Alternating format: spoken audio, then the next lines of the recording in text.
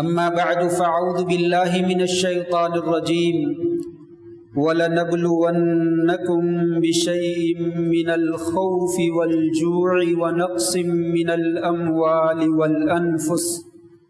وَالْأَنفُسِ وَالثَّمَرَاتِ وَبَشِّرِ الصَّابِرِينَ الَّذِينَ إِذَا أَصَابَتْهُم مُّصِيبَةٌ قَالُوا إِنَّا لِلَّهِ وَإِنَّا إِلَيْهِ رَاجِعُونَ اولئک علیہم صلوات من ربہم ورحمہ واولئک هم المہتدون۔ اور البتہ ضرور بالضرور ہم تمہاری آزمائش کریں گے، تمہیں کچھ خوف دے کر، بھوک میں مبتلا کر کے،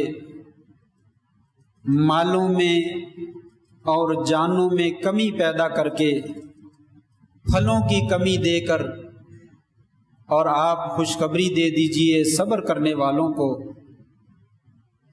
وہ لوگ جب ان کو مصیبت پہنچتی ہے تو وہ یہ کہتے ہیں کہ انا للہ و انا الیہ راجعون، یقیناً ہم اللہ ہی کے لیے ہیں اور اللہ ہی کی طرف ہم نے لوٹ کر جانا ہے۔ یہی لوگ ہیں ان کے اوپر ان کے رب کی جانب سے رحمتیں اور برکتیں ہیں، اور یہی لوگ ہدایت یافتہ ہیں۔ نہایت ہی عزت کے لائق معزز سامعین، عالم کائنات بالعموم اور عالم اسلام اور پاکستان بالخصوص جن حالات سے گزر رہا ہے وہ کسی سے مخفی نہیں ہیں۔ وبائیں اپنی شدت پر ہیں، بڑے زور پر ہیں، بیماری اپنے عروج کے اوپر ہے، فوتگیاں وہ بھی لمحہ بلمحہ خبریں سننے کو ملتی ہیں۔ لوگوں کی حالت بھی کوئی اتنی زیادہ اچھی نہیں ہے، لوٹ مار لوگوں میں عام ہے، مہنگائی اپنے زور شور پر ہے، بے ایمانی بھی اس کے ساتھ ساتھ کی جا رہی ہے، دھوکہ دہی بھی کی جا رہی ہے۔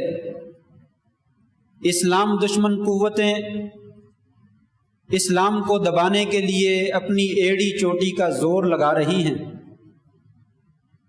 ایسے حالات میں جہاں پورا عالم اسلام مصیبت اور آزمائش میں گرفتار ہے، وہیں پہ جامعہ سلفیہ فیصل آباد، ابنائے جامعہ سلفیہ، اساتذہ جامعہ سلفیہ، انتظامیہ جامعہ سلفیہ، جامعہ سلفیہ کی مسجد کے نمازی، اہل محلہ، وہ سارے کے سارے ایک بہت بڑی آزمائش اور مصیبت اور صدمے سے دوچار ہیں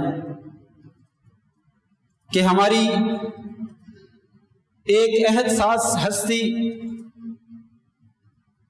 ایک عظیم الشان محدث، مفکر، عالم اسلام کے ایک عظیم سکالر، ایک عظیم شیخ الحدیث، ایک عظیم مربی اور معلم، ایک عظیم استاذ اور ایک عظیم ملنسار انسان، ہر کسی کے ساتھ خوشی سے ملنے والے، ہر کسی کے ساتھ مسکراہٹ کے ساتھ جو ہے وہ پیش آنے والے،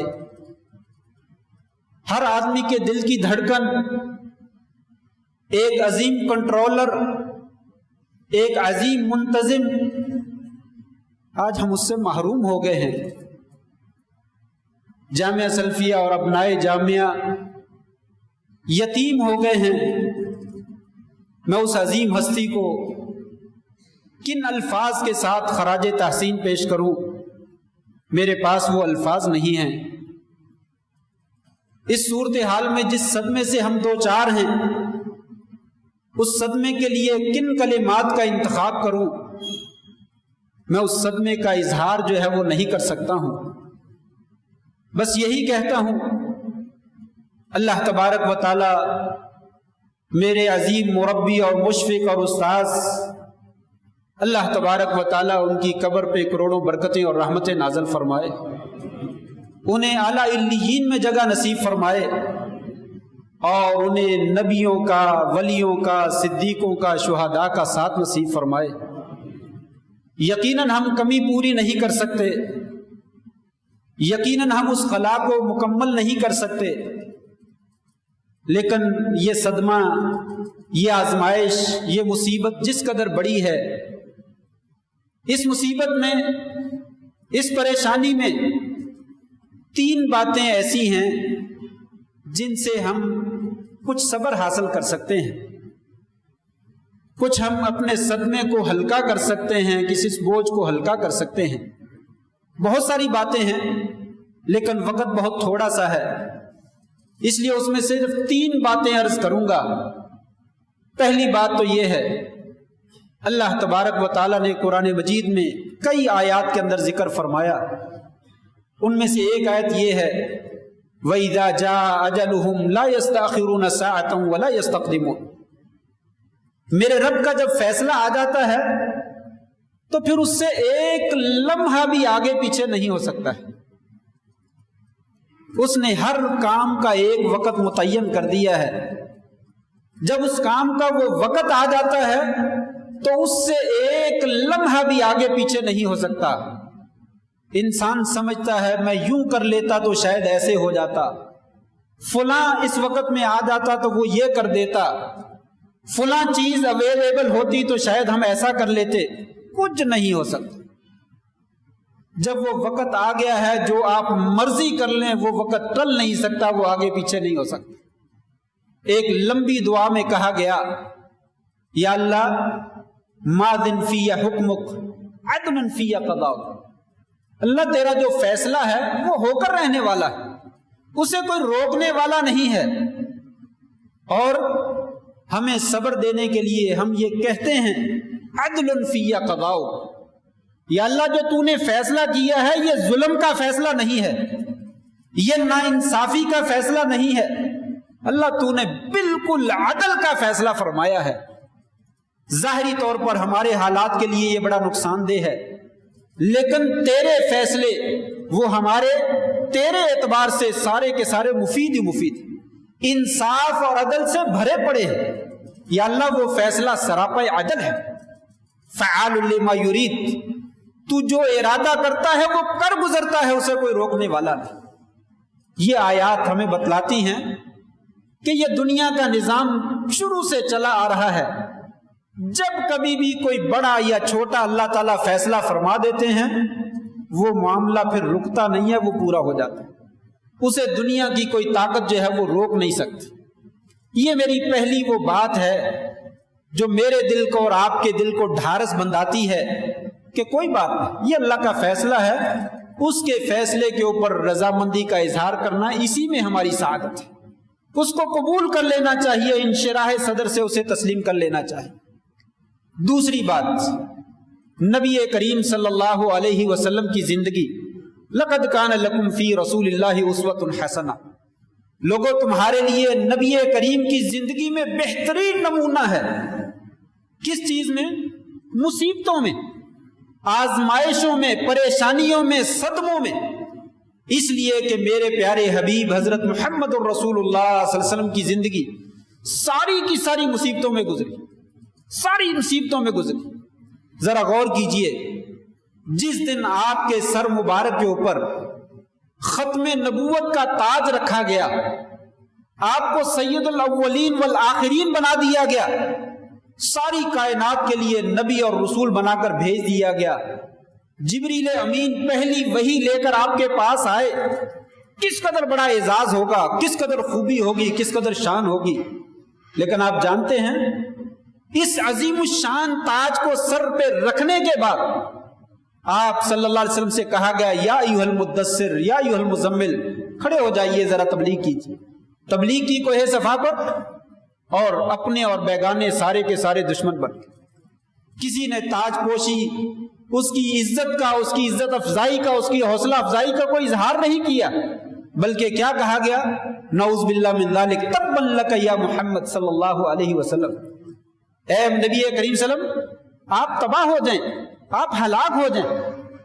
یہ آپ کو جو ہے وہ بددعا جو ہے وہ دی گئی پہلے دن ہی جب نبوت کا تاج آپ کے سر پہ رکھا گیا۔ آپ صلی اللہ علیہ وسلم کو اللہ تعالیٰ نے حکم دیا فاصبر صبرا جمیلا، اے میرے نبی یہ تو معمولی سی بات ہے، ابھی تو ابتدا ہے، آگے آگے دیکھ ہوتا کیا ہے، بس آپ صبر جمیل کیجیے، خوب صبر کا مظاہرہ کیجیے، بس صبر ہی آپ نے کرنا ہے۔ اچھا یا اللہ، لوگوں نے دیوانہ کہا، مجنون کہا، شاعر کہا، گالیاں دی، پتھر مارے، مکہ سے نکلنے پر مجبور کر دیا۔ آپ مکہ کو چھوڑ کر چلے گئے، طائف میں گئے، واعظ و نصیحت کیا، ایک بندے نے بھی آپ کی بات کو قبول نہیں کیا۔ ذرا غور تو کیجئے، پوری کائنات کا سردار ہیں، ختم نبوت آپ کے پاس ہے، سید الاولین والآخرین آپ ہیں، امام الانبیاء آپ ہیں، شفاعت عظمیٰ آپ کے پاس ہے، جنت کا دروازہ آپ کھلوائیں گے، حوض کوثر پر آپ ہوں گے، واعظ و نصیحت کر رہے ہیں، ایک بندہ بھی سننے کے لیے تیار، بلکہ گالیاں دی گئی، پتھر مارے گئے، آپ کو لہو لہان کر دیا گیا۔ آسمان سے فرشتے اتر آئے، ہمیں اجازت تو دیجئے، ان شئتا ان اتبک علیہم الاخشبین، میں مکہ کے دو پہاڑوں کے درمیان دے کر ان بدبختوں کو پیس کر رکھ دیں، ہم آپ اجازت تو دیں۔ قربان جائیے، اللہ نے کہا ہے نبی فاصبر صبرا جمیلا، صبر کیجیے۔ آپ سب نے پتھر کھائے، اور حضرت عائشہ نے جب پوچھا یا رسول اللہ آپ کے اوپر سخت ترین دن کون سا تھا، کہا طائف والا دن جو تھا اس سے زیادہ سخت دن میرے اوپر کوئی نہیں گزرا۔ اس دن بھی آپ نے ہاتھ اٹھائے، اللہم اہد قومی فانہم لا یعلمون، یا اللہ میری قوم کو ہدایت دے دے، ان کو بیچاروں کو پتہ نہیں۔ آگے بڑھے، سن 11 نبوت، آپ کی غم گسار بیوی، جس دن پہلی وحی نازل ہوئی آپ پریشان ہو گئے، دم گھٹتا ہوا محسوس ہوا، بیوی نے کہا گھبرائیے نہیں، اللہ آپ کو رسوا نہیں کرے گا، آپ تو یتیموں کے والی ہیں، آپ تو ضعیفوں کی مدد کرنے والے ہیں، آپ تو کمزوروں کے رکھوالے ہیں، اللہ آپ کو رسوا نہیں کرے گا۔ وہ 11 نبوت کو وہ بیوی ساتھ چھوڑ گئی، ماں پہلے ساتھ چھوڑ چکی تھی، باپ پہلے ہی فوت ہو چکا تھا، دادا بھی ساتھ چھوڑ گیا، بیوی بھی ساتھ چھوڑ گئی، اور پھر اس کے بعد سکا چچا جو آپ کا بازو بننے والا تھا وہ بھی ساتھ چھوڑ گیا۔ عام الحزن، جس طرح اس سال کو ہم عام الحزن کہتے ہیں، ہمارے بڑے بڑے علماء شہید فوت ہو گئے، اس سال کو عام الحزن کہا گیا۔ فاصبر صبرا جمیلا، نبی کوئی بات نہیں، تیرا باپ چلا گیا تو کیا ہوا، تیری والدہ چلی گئی، تیرا دادا چلا گیا، تیری بیوی چلی گئی، تیرا چچا چلا گیا، فاصبر صبرا جمیلا، صبر کیجیے۔ آپ نے سینے پہ پتھر رکھا اور برداشت کیا اور صبر کر کے دکھایا۔ پھر اس کے بعد آپ ہجرت کی رات ہجرت کرنے والے ہیں، 50 تیر تلواریں لے کر زہر میں بھگو کر دروازے پہ کھڑے ہیں، آپ باہر تو نکلیے، ہم آپ کو شہید کرنے کے لیے تیار ہیں، اے نبی فاصبر صبرا جمیلا۔ وہاں سے نکلے، غار میں چھپے، ابو بکر صدیق رضی اللہ تعالیٰ کہنے لگے یا رسول اللہ اگر دشمن اپنے پاؤں کی جانب دیکھ لے تو ہم مارے جائیں گے، ہم پکڑے جائیں گے، جان ہتھیلی پہ رکھی ہوئی ہے، پوری دنیا دشمن ہے اور آپ کو شہید کرنا چاہتی ہے، 2 بندے غار میں چھپے ہوئے ہیں۔ کہا ابو بکر لا تحزن ان اللہ معنا، ان اللہ معنا، یہ سنہری نسخہ بتلایا صبر کرنے کا، کوئی بات نہیں، دنیا اوپر کی نیچے ہو جائے، نیچے کی اوپر ہو جائے، لا تحزن ان اللہ معنا، گھبرائیے نہیں، اللہ تبارک و تعالی ہمارے ساتھ ہے، وہ ہماری مدد ضرور کرے، اور اس نے پھر مدد کی۔ آگے بڑھے، جنگ بدر کا موقع آیا، 313 1000 کا لشکر سامنے موجود، پریشان ہو گئے، کیا کریں گے؟ فرمایا لا تحزن ان اللہ معنا، ابھی مدد آتی ہے، مدد آئی، اللہ تعالیٰ نے کامیابی دی، احد کا میدان ہوا، اس میں آپ کے دندان مبارک شہید ہو گئے، سر مبارک زخمی ہو گیا، آپ صلی اللہ علیہ وسلم کے 70 یا اس سے زیادہ صحابہ اکرام کو شہید کر دیا گیا۔ آپ صلی اللہ علیہ وسلم نے یہ لفظ کہہ دیے کہ یہ قوم کیسے کامیاب ہو سکتی ہے جنہوں نے اپنے نبی کو زخمی کر دیا۔ اللہ نے فرمایا یہ بات نہ کہیے، فاصبر صبرا جمیلا، یہ معاملے اللہ تعالیٰ کے ہاتھ میں ہے، آپ صبر کیجئے۔ بیوی پر الزام لگا، 1 مہینہ تک شدید پریشان رہے، وہی نازل نہیں ہوئی، 1 مہینے کے بعد اللہ تعالیٰ وہی نازل فرمائی۔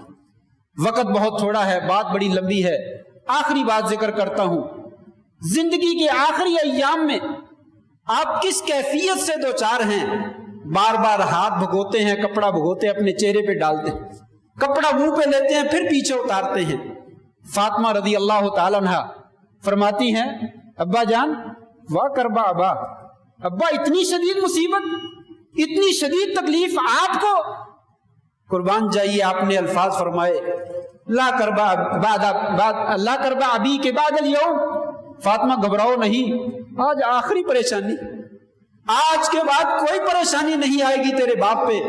یہ دنیا دارالابتلاء ہے، یہ دنیا دار آزمائش ہے، یہ دنیا صدمے کا گھر ہے، یہ پریشانی کا گھر ہے۔ جس دن انسان فوت ہو جائے گا سارے صدمے ختم ہو جائیں گے، ساری پریشانیاں چلی جائیں گی۔